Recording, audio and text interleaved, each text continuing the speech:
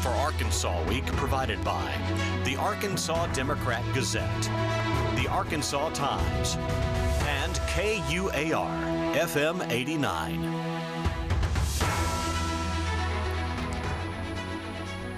Hello, everyone. I'm Donna Terrell for Arkansas Week. Arkansas school districts are having to alter their allocated spending plans due to federal funds being rescinded by a legislative council to recommend districts provide bonuses for their teachers and staff.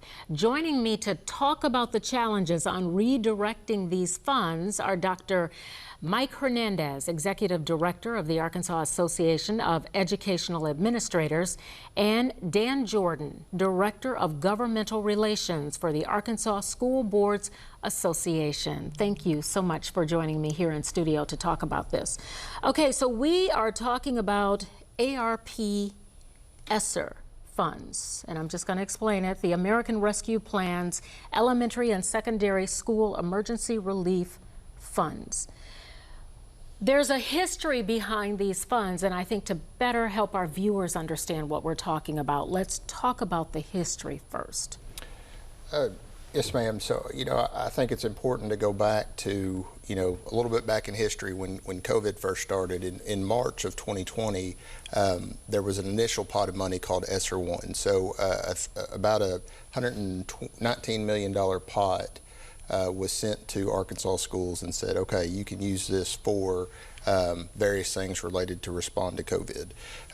Then, following up in December of that same year, there was a second pot, which we referred to as ESSER 2, where there was a larger amount, $502 million, that was allocated to districts to use to respond to COVID, hire additional teachers, go to pivot to remote learning, all the different things that were going on.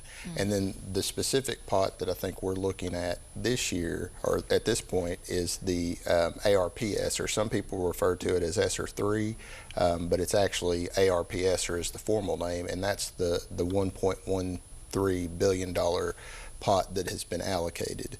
And so districts actually knew about these allocations in April of 2021, and then were authorized to start spending those and making their plans July 1st of 2021. Okay, so just to be clear, to make sure we all understand this, this money, the legislature wants you to use this money now for teacher bonuses. But some of the money has already been earmarked for other things. Is that what we're talking about here? Yes, ma'am. Okay.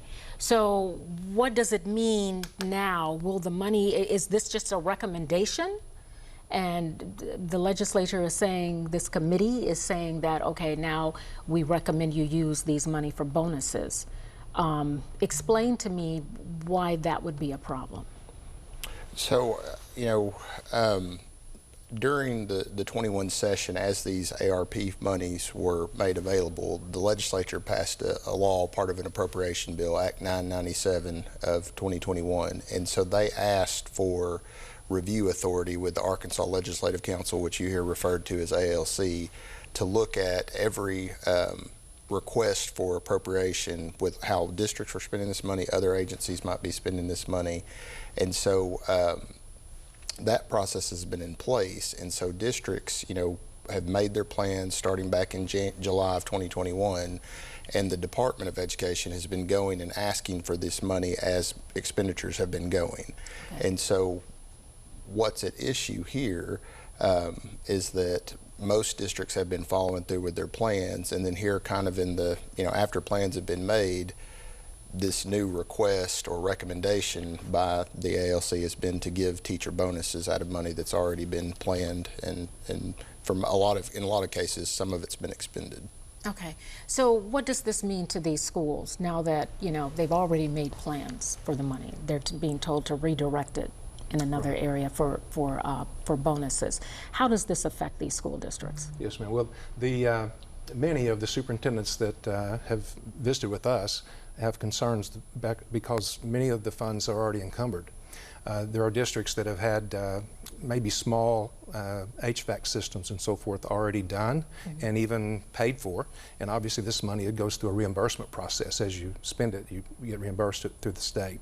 But HVAC systems, or they may have had the opportunity to affect learning loss by hiring additional staff or additional, moving some of the teachers, their best ones, into intervention situations and hiring teachers to replace those.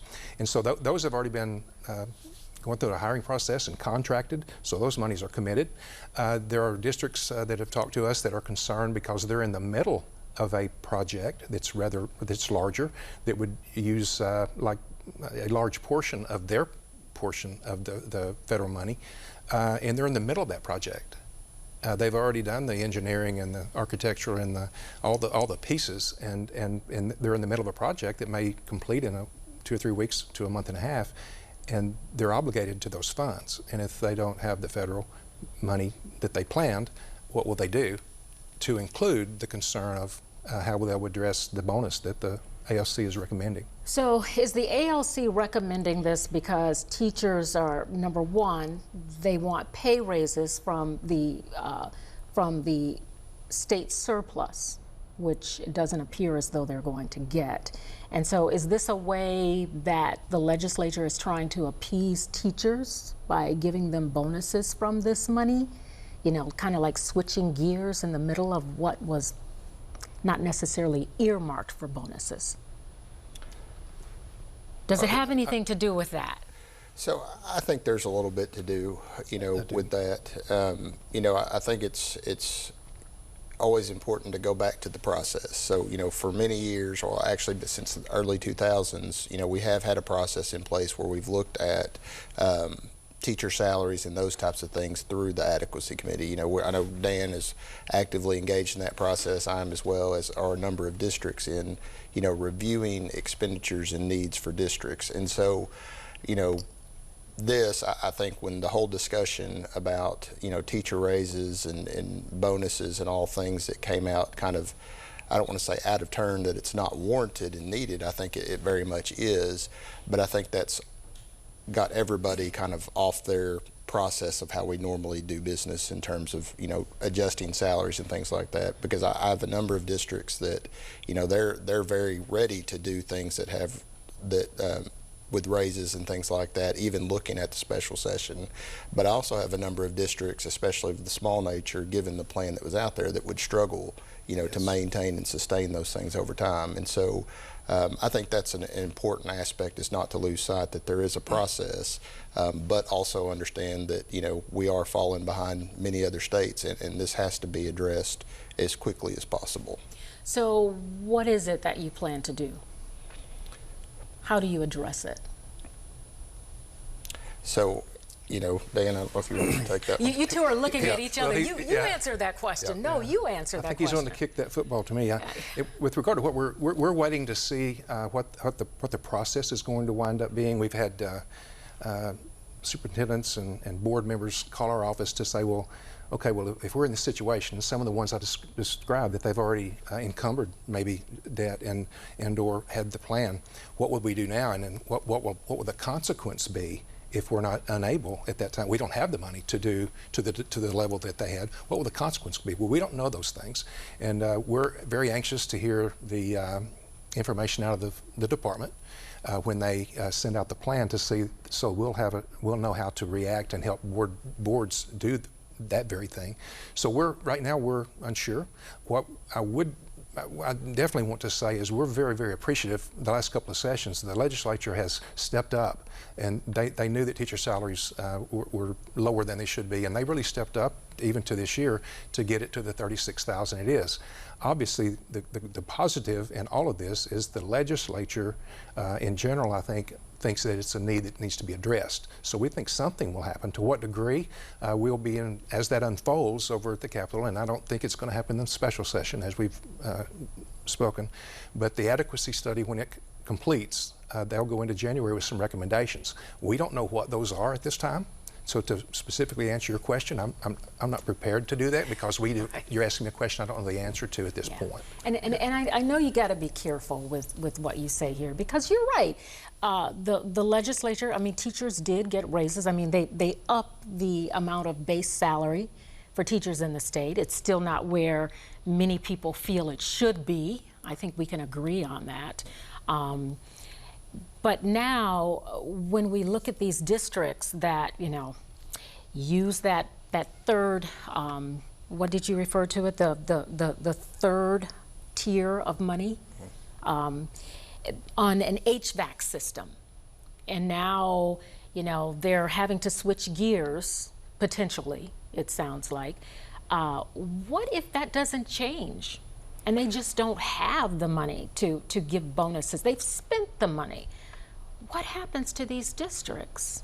So, you know, we've had lots of communications with districts, and we've tried to, you know, ask them some fundamental questions. You know, first off, you know, did they get meaningful feedback from their community, including teachers, when this money first was made available, and develop that into their ARP plans? And, you know, in all cases, that should be yes, they got meaningful feedback. When this guidance changed, it said it, you know, allowed some bonuses and things like that.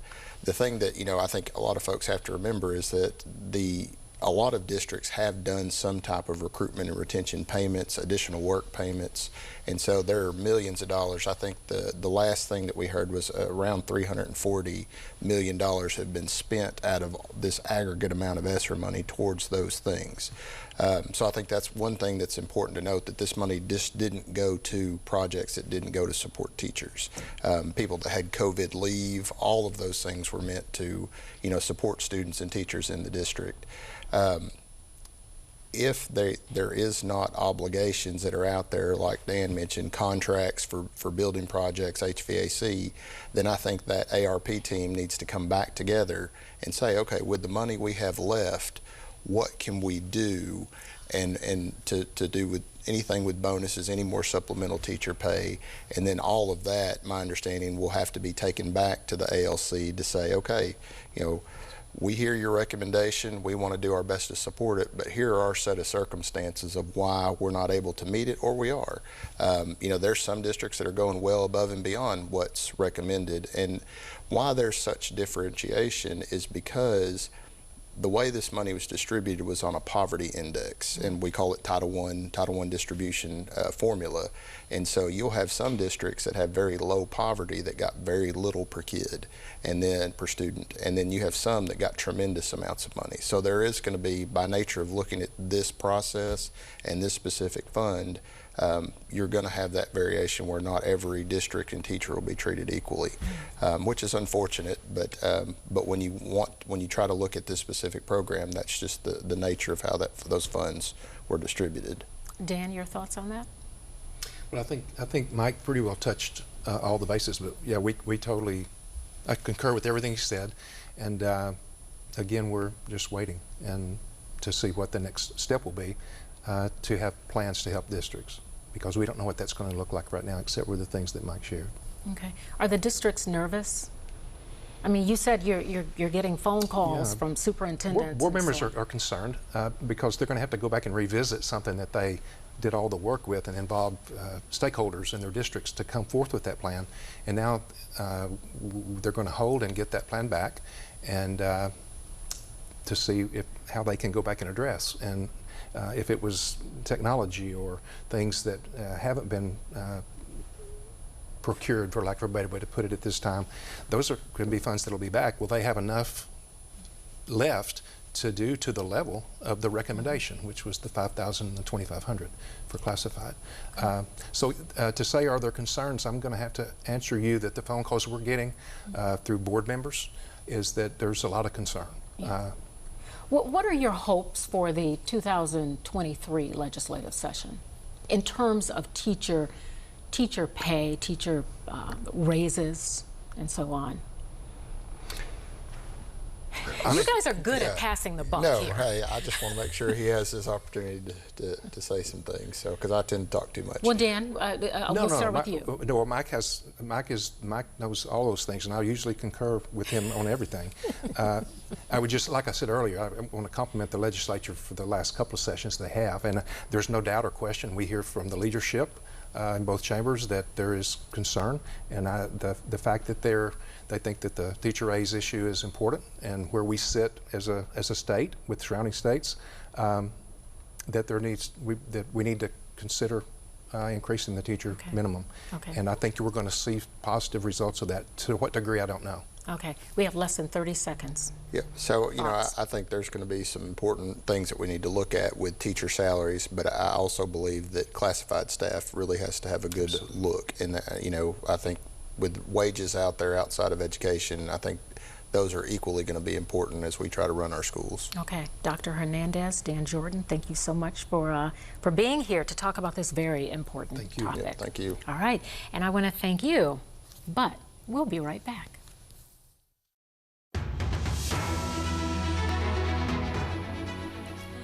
There are many cities across the state that are struggling to maintain their water and wastewater needs. Here to talk about it, our Secretary of Agriculture, Wes Ward, and Dennis Sternberg, CEO of Arkansas Rural Water Association. I want to thank both of you for being with us. We have a picture of Secretary Ward. He is at a convention at the Hot Springs Convention Center. So he's actually talking to us today over the phone, but he's with us live even though we just have a picture of him.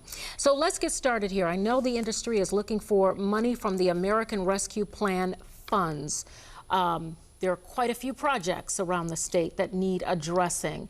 What's the major problem that the industry is dealing with? Well, I think what the industry is dealing with is the aging infrastructure of the water and wastewater utilities across the state that were put in service back in the 1900s, 60s, 50s, all the way back. Some systems older than that. Fort Smith, one of the oldest systems in the state. But every system has water and sewer. The cities, there's 375 wastewater systems alone, public wastewater systems throughout the state.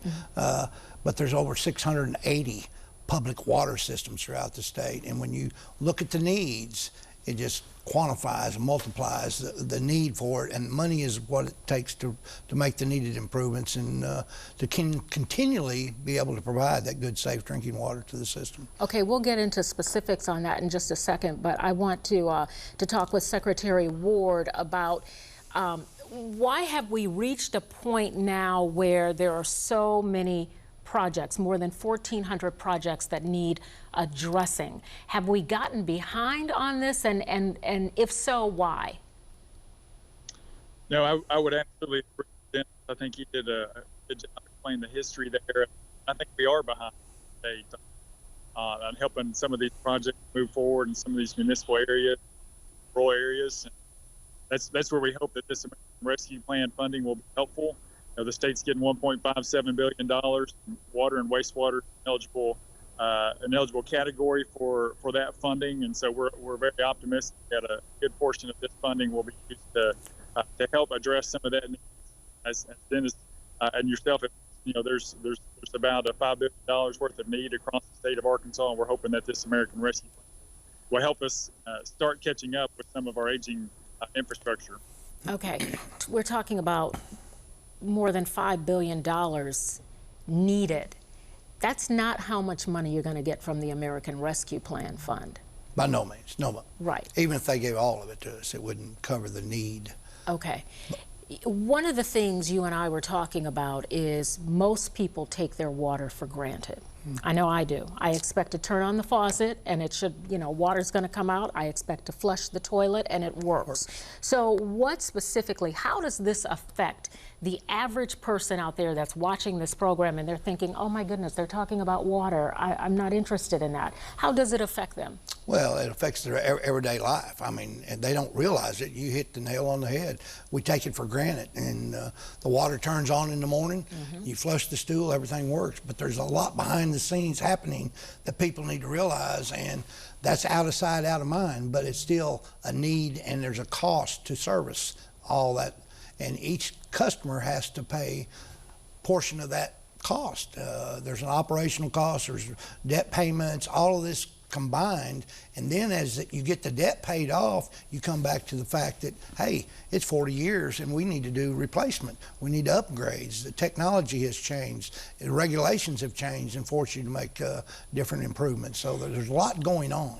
And I think people need to also realize that, you know, in some of the urban areas, most of the urban areas, you have more ratepayers. Exactly. So you have more money that's coming into the system. But when you look at the rural areas, I mean, you got a lot of ground to cover and you have fewer ratepayers. So part of that is coming into play. There's less money to fix and repair different issues. Oh, you're exactly right. And that's where the grant money through the American Rescue Plan Act would help. It wouldn't cure all. It's not going to cure all, as we mentioned, but you can partner that with loan money. Arkansas Natural Resources Department of Ag has a loan program that they can help with systems, large and small, throughout the state. So there's also USDA Rural Development has loan and grant monies. So all these programs working together will help assist these systems make the needed improvements. Okay. And Arkansas Natural Resources and USDA both have done an excellent job. Secretary Ward, I know the Arkansas Department of Agriculture, I believe, is involved with a steering committee that is supposed to get these funds coming in. The request, and correct me if I'm wrong, the request was made back in March of last year and you're still waiting. You haven't heard if you're going to get these funds.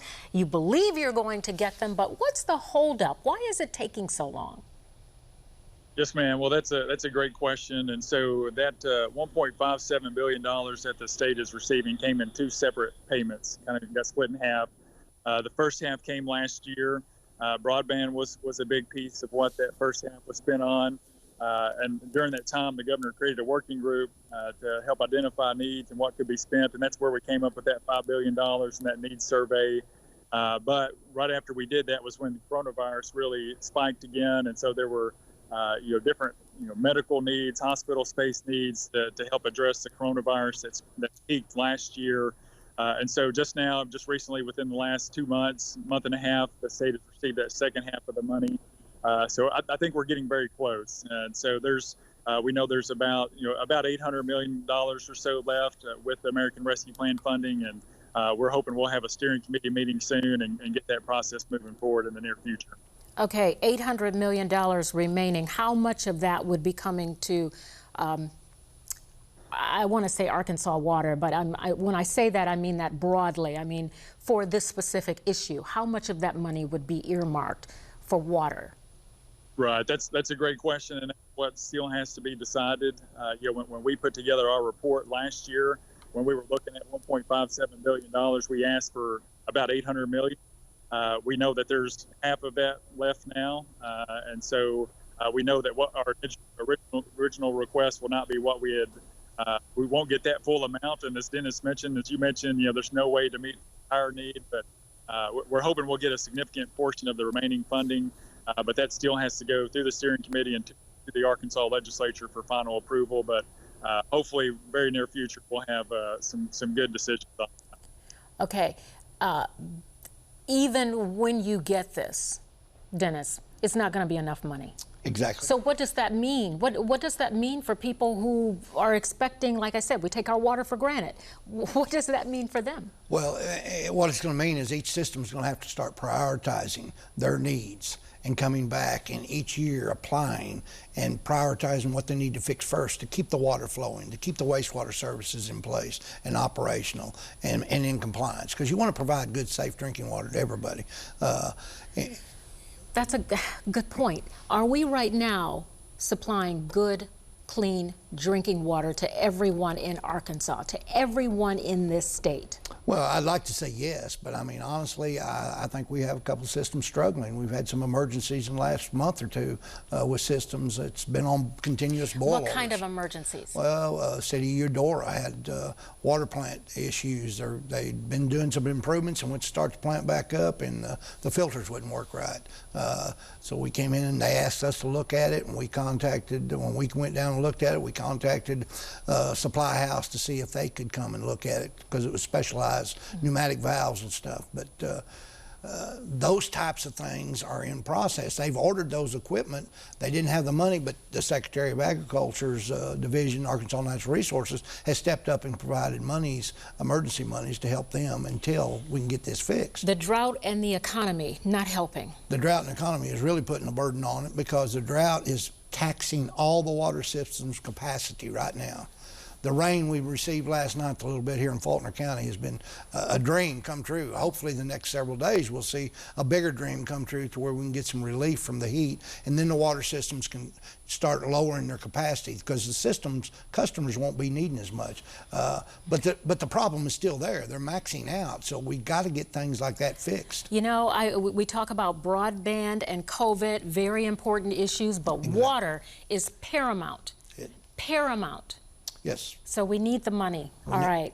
I wish we had more time to talk about this, but I do want to thank Secretary Ward for joining us. We were able to hear you, so that was good.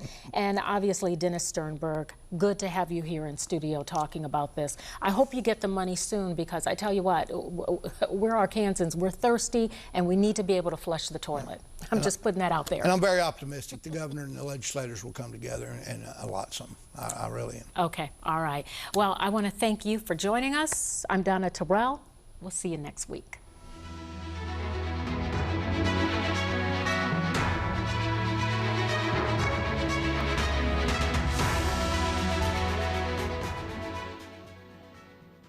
Support for Arkansas Week provided by the Arkansas Democrat Gazette, the Arkansas Times, and KUAR FM 89.